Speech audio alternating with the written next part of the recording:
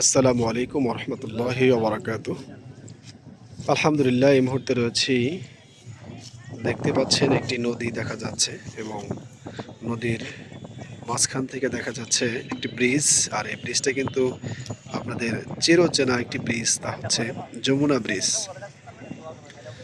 আসলে আমার বাড়ি থেকে খুবই কাছে, কিন্তু নদী থাকার কারণে প্রায় সময় এখানে আসা হয়।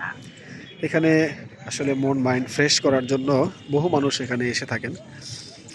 নদীর পাড়ে গেলে সকল মানুষেরই মন ভালো হয়ে যায়। তো বিভিন্ন সময় এখানে আসা হয়। তো আজও এসেছি ঈদের পরে। আলহামদুলিল্লাহ, খুবই সুন্দর একটি পরিবেশ। আপনি যদি আসেন, আশা করি আপনারও ভালো লাগবে। নদীর পানি যখন কমে গিয়েছিল তখন কিন্তু এই যে দেখতে পাচ্ছেন যে এখানে ধান লাগিয়েছে, এই ধানগুলো কাটা হচ্ছে মূলত। ধান, আমার তো মনে হচ্ছে দেখে এগুলো কালো কালো ধান, কালো জিরা ধান হয়তো বা হবে। আমি ওইভাবে বাকিটা চিনি না।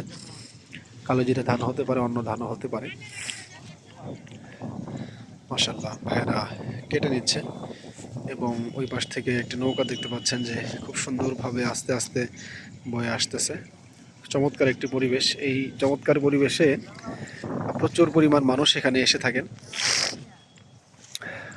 নদীর ঢেউয়ের তালে তালে ধানগুলোও কিন্তু দেখতে পাচ্ছেন যে ধানগুলো দুলছে। আসলে অসাধারণ একটা পরিবেশ। মাশাআল্লাহ, যারা এখানে আসেন তারা ঘুরতে আসেন, আসলে এখানে বারবার আসে। যে কোনো নদীতেই মানুষ, নদীর পার একটু প্রাকৃতিক পরিবেশ, গ্রামগঞ্জের এই ধরনের পরিবেশে মানুষ বারবার এখানে এসে থাকেন। তা আপনি চাইলে কখনো চলে আসতে পারেন এখানে ঘুরতে।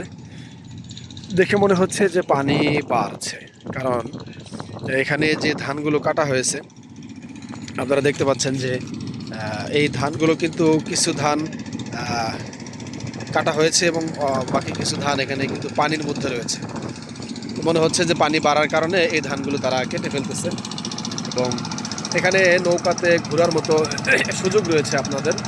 যারা যারা আসবেন চাইলে এখানে ঘুরতে পারবেন। এই অসাধারণ একটা পরিবেশ। এখন কিন্তু পানি কম, অর্থাৎ এই অল্প পানিতে নৌকা বা স্পিড বোটে আপনি যদি যদি ঘুরেন, এই যে দেখুন কতটা চমৎকার। ওয়াও, মানে পানির ঢেউয়ের সাথে সাথে যখন ধানগুলো যখন দুলছে তখন কিন্তু একটা চমৎকার পরিবেশ তৈরি হয়েছে।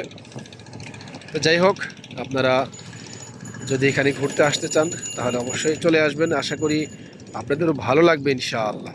সবাই ভালো থাকুন, সুস্থ থাকুন, নিরাপদে থাকুন, এই কামনা করছি। আসসালামু আলাইকুম ওয়া রাহমাতুল্লাহি ওয়া বারাকাতুহু।